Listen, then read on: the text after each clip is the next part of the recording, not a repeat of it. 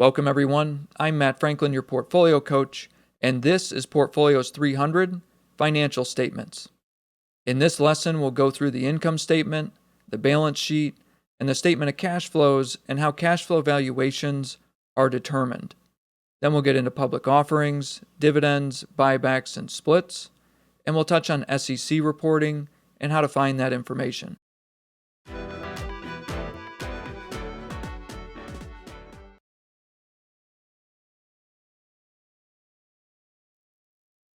Starting off with the income statement and balance sheet.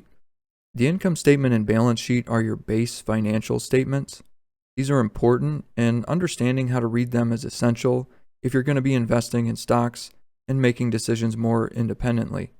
So let's walk you through some examples. With the income statement, starting at the top, you can see your revenue. A lot of times the businesses will detail out what parts of the business is generating the revenue. That's so you can understand, where the income came from, and so they can provide you with forecasts and KPIs that are linked to that area, so both of you can clearly understand what produced that result. From there, they'll get into their operating costs and expenses. These categories tend to be a little more standardized across industries, or at least will be similar among comparable companies. In fact, making comparisons in terms of the percentages that each category contributes to the overall spend happens quite regularly, and as an analyst, you want to know how the company compares to its peers, so that way you can understand if they're spending too much in one area, or maybe they need to increase spending in another area.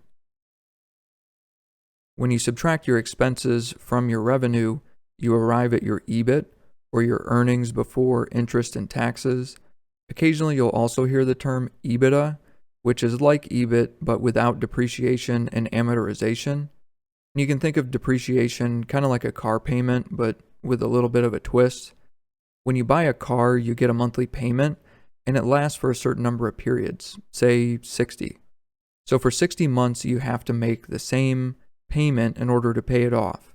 Well, with depreciation, you actually spend the money up front. Like if the car is $40,000, you spend the $40,000, but as a business, the government allows you to recognize that expense in your finances based on the useful life of that asset. So if the car is expected to last 8 years, and 8 years is 96 months, you'd recognize that expense at $416.70 per month rather than that full upfront cost. Now you can do that if you're a business and you're spending money on assets that are productive and that you're getting a use out of. There are rules and regulations surrounding how you have to maintain your books in order to do that, but the reason you'd remove that to find your EBITDA is to see the operations net result. And did they produce a gain or a loss? From there, they'll pull out their interest expense as well as their taxes in order to arrive at their net income. Now, your dividends come from net income, so if you're investing in a dividend-paying stock, be sure to closely monitor their income statement. If the company is not profitable, dividends cannot be maintained. Then in this particular statement, the corporation also included their stock information, so you can see here their net income per share, as well as their total number of shares outstanding. When it comes to the balance sheet, this statement is all about understanding assets, liabilities, and shareholders' equity. At the top, you've got your assets, which are things like cash, inventory, property, and equipment, maybe even deferred tax credits, things of that nature.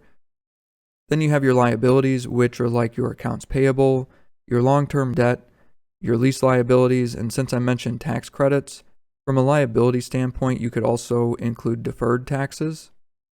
Then with shareholders' equity, this represents the common stock that you have currently outstanding and your overall equity or deficit. So if the company is running a deficit, then be careful.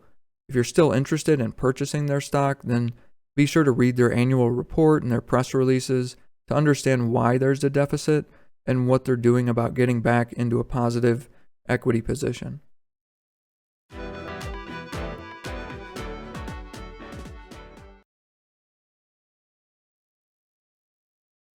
The income statement and balance sheet are what you want to review to understand a company's performance and equity position.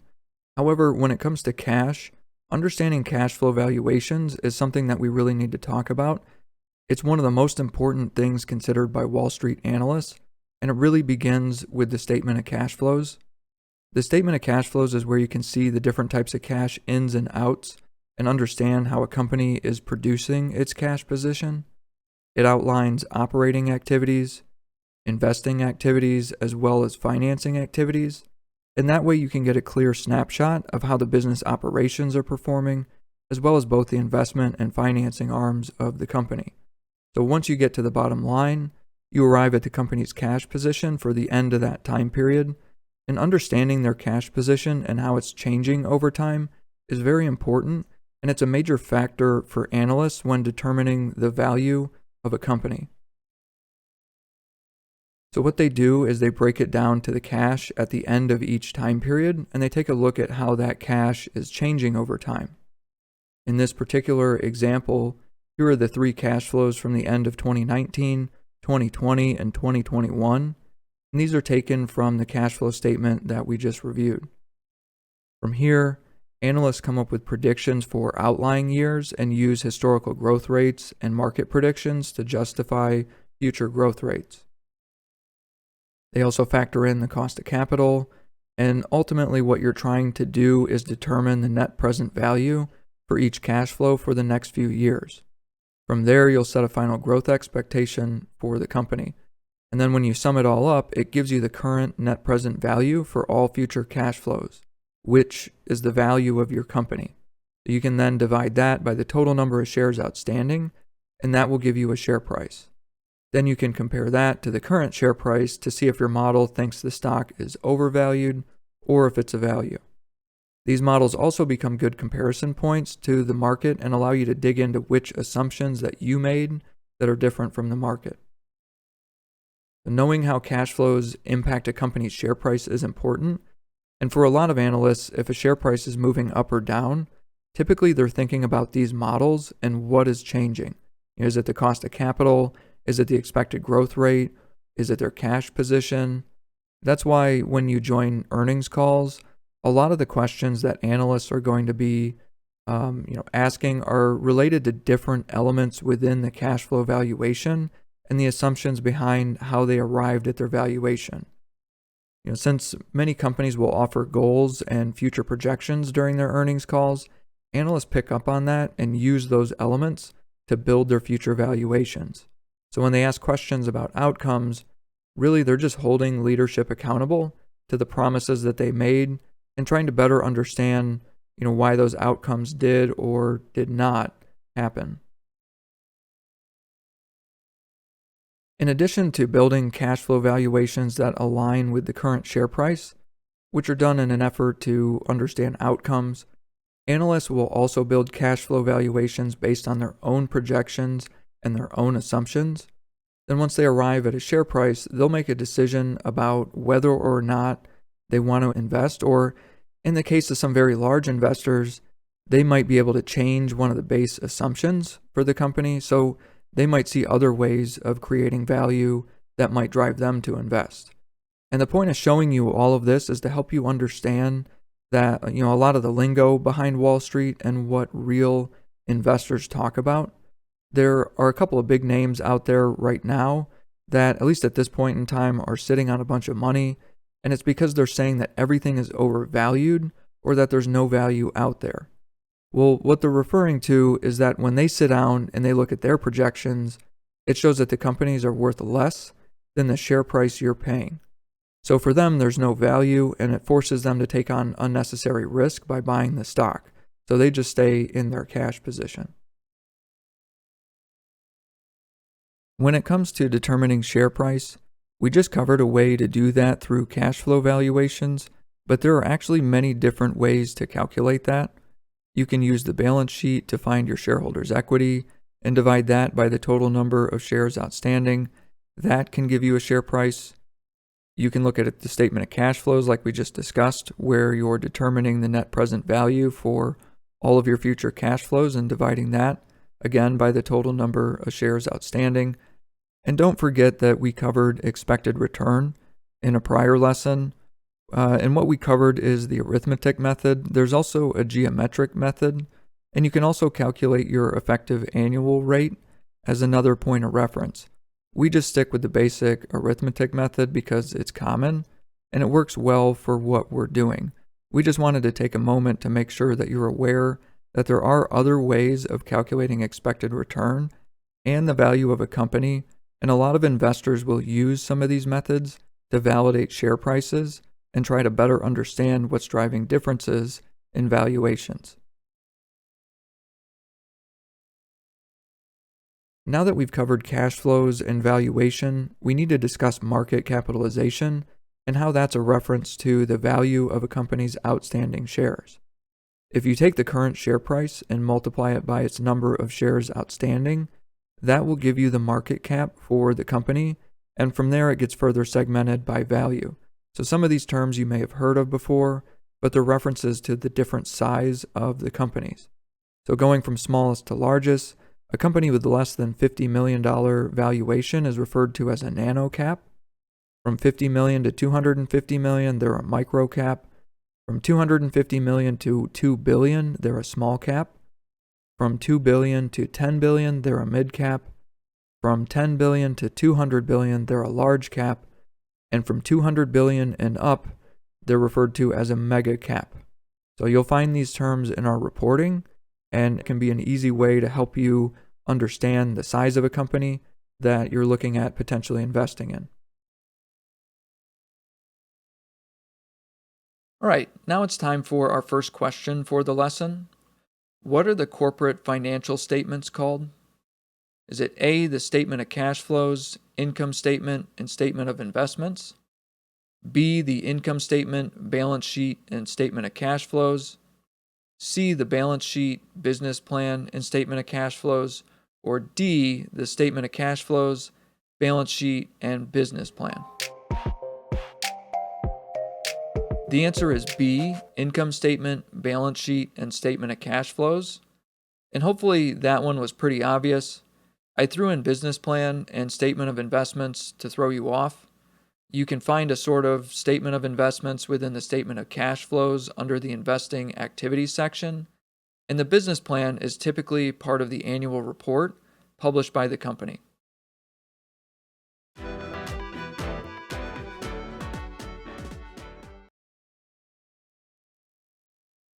Moving past valuation, let's get into the ownership aspect of stocks. So if a company wants to become publicly traded, they will go through an initial public offering.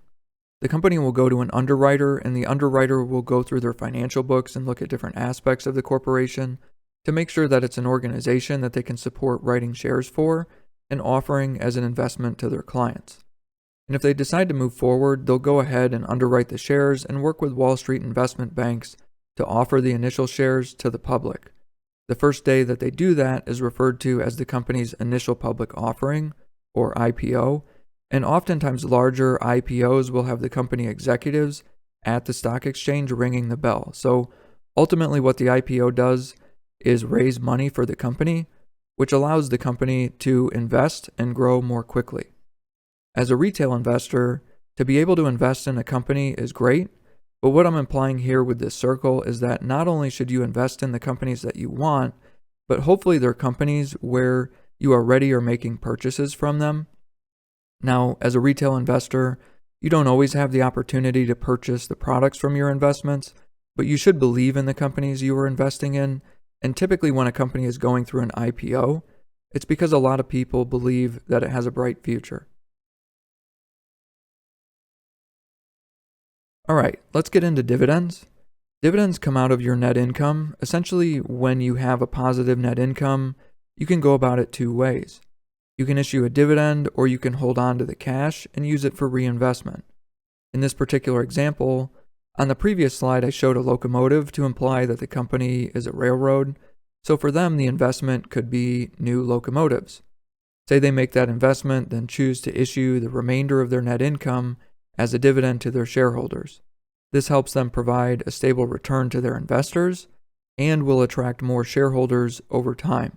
So typically, when you issue a dividend, that's indicative of a more stable operation where you can guarantee your investors a reliable return like that.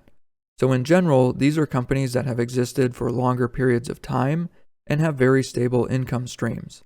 That's why some investors are so focused on dividend-only stocks. They believe that they're taking on less risk by focusing on only those companies. Now, the criticism is that they miss out on price growth and sometimes lag behind the market. But the reality is that there are over 1,000 dividend-paying stocks traded in the United States, and they produce a variety of outcomes, some of which do have very good price growth. So when a company issues a dividend, you just divide the dividend by the total number of shares to come up with the dividends per share. Then depending on the number of shares that you own, that will tell you the amount of income that you get. When working with dividends, the thing that you want to keep in mind is dividend yield, which is just dividends per share divided by the share price. So another way to think about that is for every $100 that you're investing, how many dollars are you getting back in return? So dividend yield is something to definitely pay attention to when comparing different dividend stocks. A higher dividend yield is generally going to produce a better return for you, but that also comes with more risk associated with producing that return on a regular basis.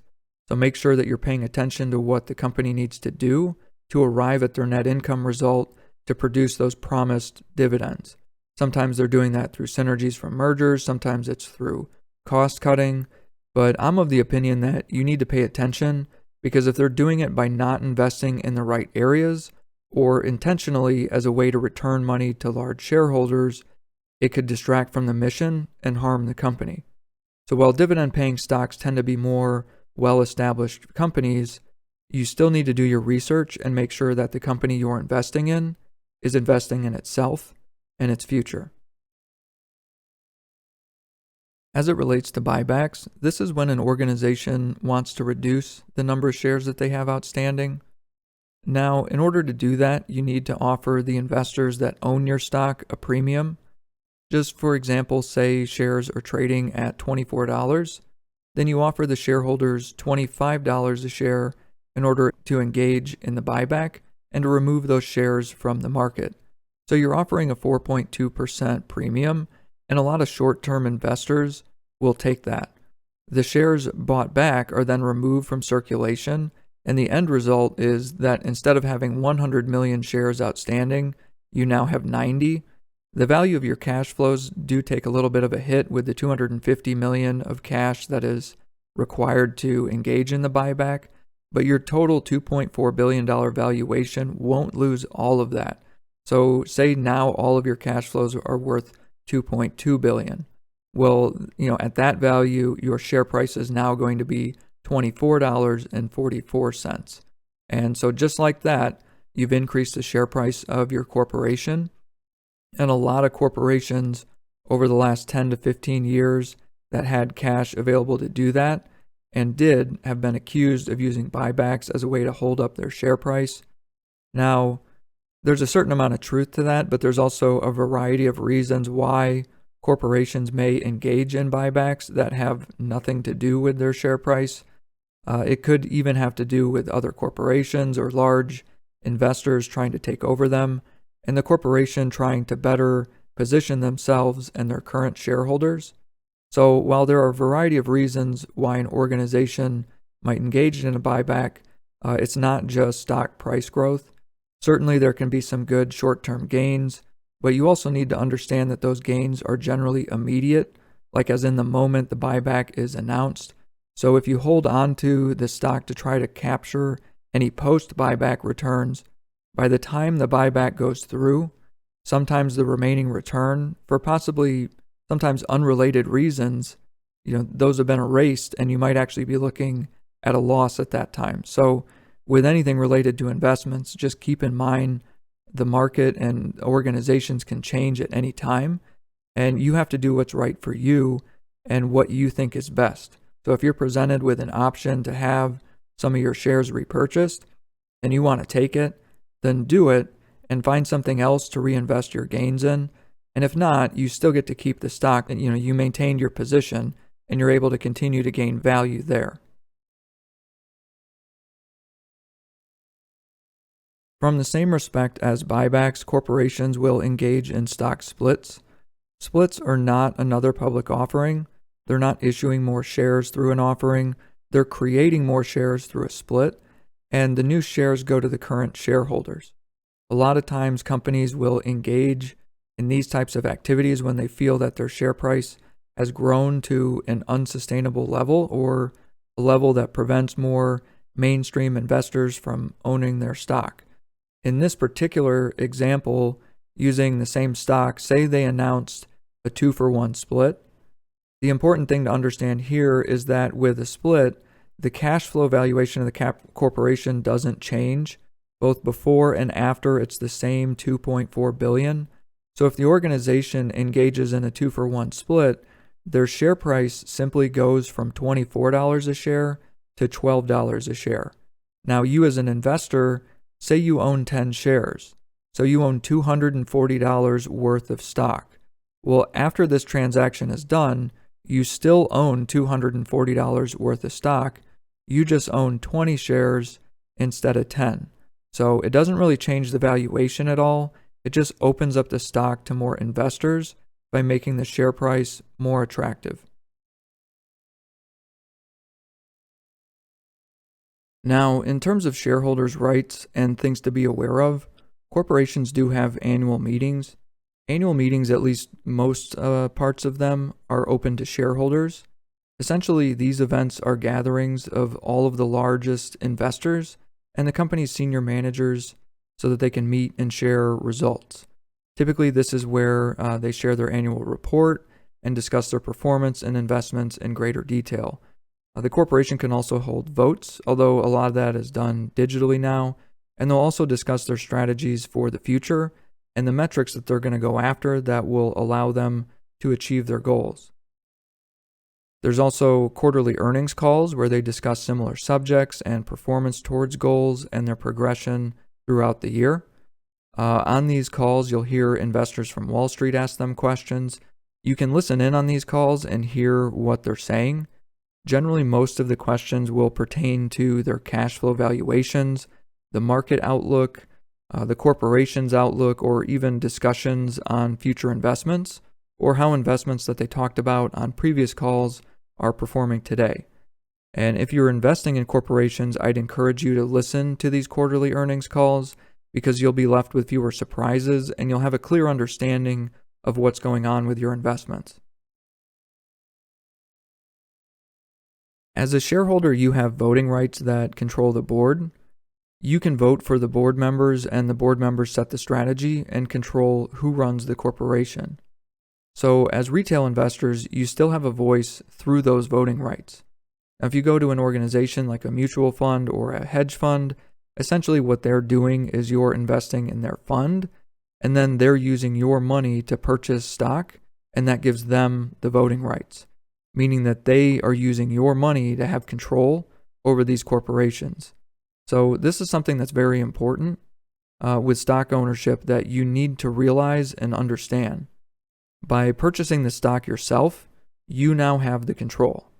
Yes, as a retail investor, you may not have that many shares, and that's true. But as we've seen with examples like GameStop, when retail investors work together, they can push for outcomes using their collective power. It kind of works like democracy. So if you're able to work towards a common goal, collectively you can exert an immense amount of control over that board. And they're who's running the corporation and setting its overall strategy. So exactly what do you vote on? Well, you vote on, who are the board members. You can also vote for or against mergers, as well as different major actions that the corporation wants to take. Historically, you always voted by mail or at some of the annual events. But with new technology, a lot of the voting is done digitally. You receive basically an email notification and you fill out what looks like a survey, and that's really all it takes to cast your vote. It's important to note, though, that you can also designate a proxy. So this is just sort of a representative for owners who don't want to vote, who trust the proxy's vote, or who don't know enough. So they'll select someone else to vote on their behalf. Now, once the delegation is made, the proxy can then further delegate to others, or if they'd like, they can then cast the votes however they see fit. Now, if you want to feel like you have a voice in your investments, I'd encourage you to read their annual reports, to attend the calls, and to use your vote so that you can engage with your investments and make them aware of your desires. Now, the corporation will make recommendations to you on which ways they would like you to vote, but you don't have to follow their guidance. You can go your own way. Just know that they're typically going to make recommendations that from their perspective are in the best interest of the company. So generally you want to listen to them. They know their business better than anyone, but certainly if they're trying to recommend someone or something you don't agree with, you can use your vote as a voice of opposition. So who are the shareholders? You may decide that you want to invest in a particular stock, but how do you know who already owns that stock? Well, there's a variety of ways that you can go about doing that. The SEC has their website. You can go and investigate the stock there. They'll have all of the information that's publicly available to you, and you can even download copies of all of the company's filings. There's also other websites out there like Yahoo Finance that do a good job. And here are some screenshots from Yahoo where you can see how ownership breaks down both from an institutional perspective and with mutual fund holders. In addition to that, you should be aware that you can see the inside roster and their trades, meaning you can see the holdings and trades of the executives of the corporation. You can even see their transactions because they're required to report them. That way it's clear how the executive owners of the company are handling their stock. So if you want to know what the CEO is doing with their shares, that's public information and readily available. If you want to access that information, you can do so either through the SEC's website or through these other financial sites. Okay, so it's time for another question. And since we just talked about dividends, who do you think paid the largest dividend in 2022? Was it A, Pfizer, B, Walmart, C, JP Morgan Chase and Company, or D, Apple? The answer is D, Apple. And in 2022, Apple paid out a $13 billion dividend to their investors.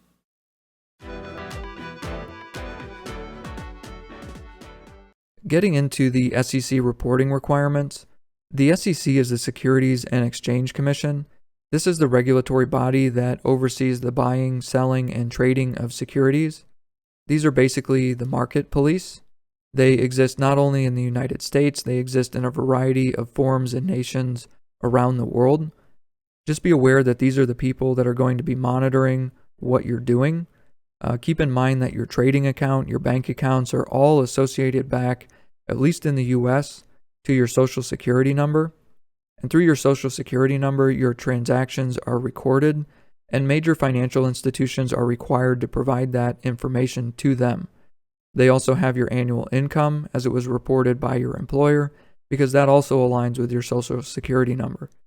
So they have a variety of information, not only on the corporations that they regulate, but they'll have just as much information on you. So view this as a warning not to engage in nefarious activities or something that could be perceived as insider trading. They will come talk to you. Like if you work for a major corporation and you're making trades in your company's stock during a blackout period, not only will your corporation contact you, but the SEC will view that as insider trading and they'll want to speak with you as well.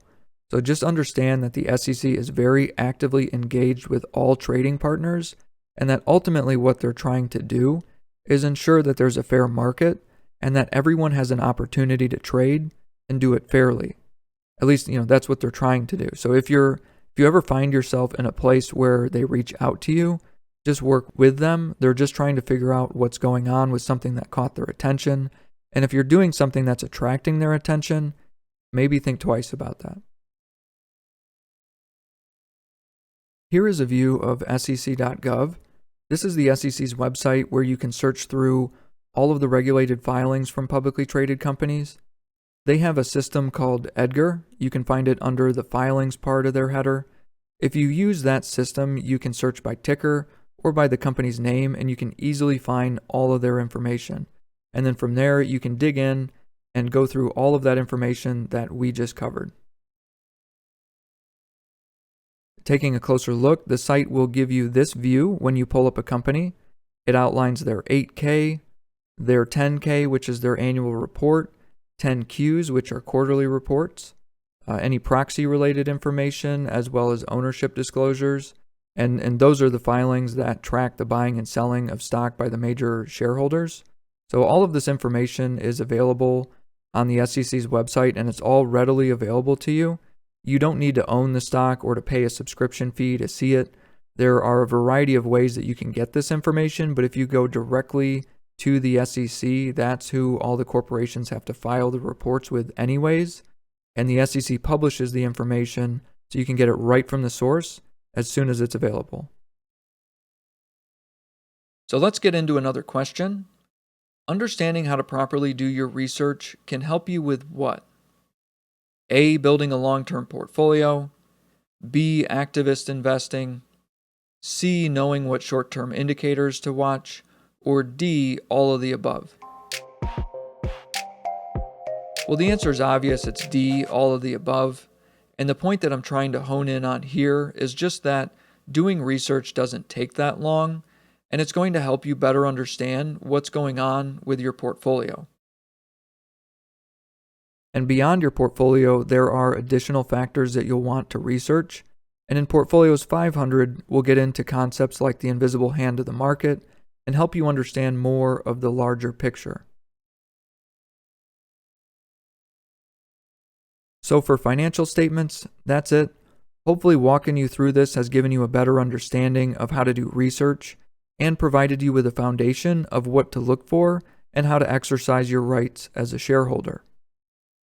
Be sure to stay tuned for our next lesson, Portfolios 400, where we cover investment strategy and the results of our testing. Until next time, I'm Matt Franklin. Thank you for being here and have a great day.